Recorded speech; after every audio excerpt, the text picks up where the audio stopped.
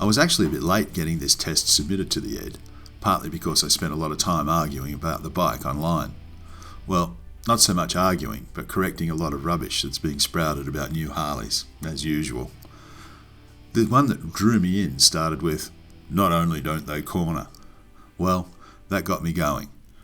I happen to think this is one of the downright coolest stock Harleys ever. But more to the point, it's also quite a nimble motorcycle for one so large. It handles as well as any in the class. In the ensuing discussion, the question came up, exactly what class is that? You always state for their class, Dave. Well, the answer is super heavyweights, including the metric cruisers over 1600 cc's, the big Triumphs, the Goldwing, the Victory Tourers, any of the large capacity behemoths. That class. All of them handle and tip pretty well, till the size and girth of the vehicle limits how far it can lean over. That's why I always put the proviso. Any comparison with a modern sports bike is conditional.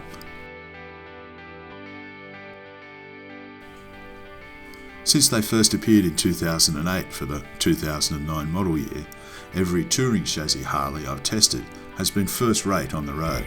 Solid, stable and planted over undulating surfaces. Quite manoeuvrable and actually quite confidence-inspiring with one finger ABS brakes. To that end, I really enjoyed riding the Street Glide and its road manners. I can do the 70km/h posted corners at 100, the 60s at 95 if asked, and I enjoyed doing it. In fact, I liked the way it handled. Getting a cheek off the saddle tickled my happy spot a lot, and I'll leave you to conjure with that image on your own.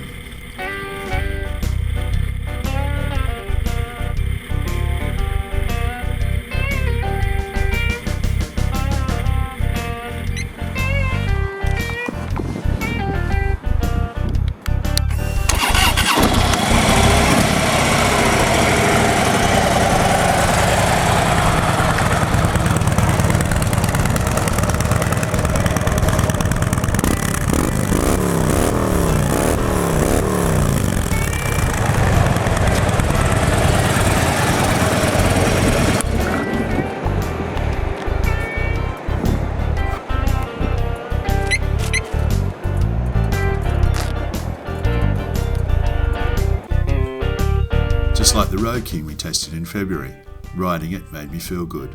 Looking at it made me feel good too. The pastel black paint, thank you Spinal Tap, just looks mean. There's a bit of a bat bike fantasy to it too, and what isn't matte black is chrome or bright steel finish, and I just thought it looks fantastic.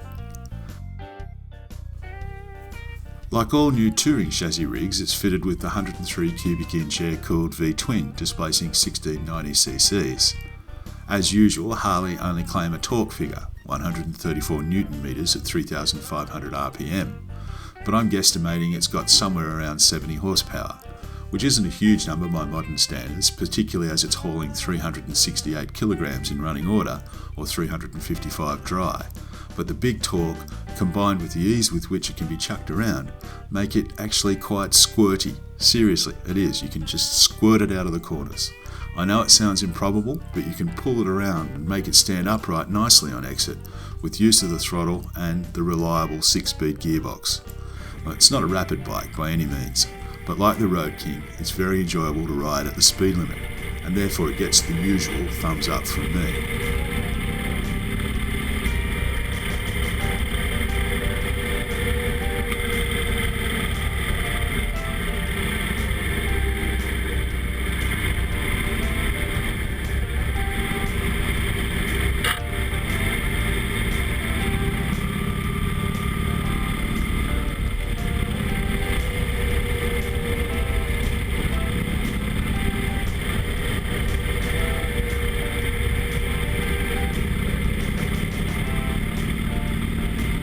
The brakes are good, they're not the class leaders like the Goldwing, but the now standard ABS units hold the machine up nicely. Harley calls the Street Glide stripped down, and when you compare it to the flagship of their touring fleet, the Ultra Classic Electra Glide, it is a more basic bike, if you can possibly say that about a specification sheet that still includes a stereo and a cruise control. But the main differences between the two are the type and the quantity of bling. The Ultra has a longer list of bolt-on accessories included as standard, but overall I preferred the simpler virtues of the Street Glide.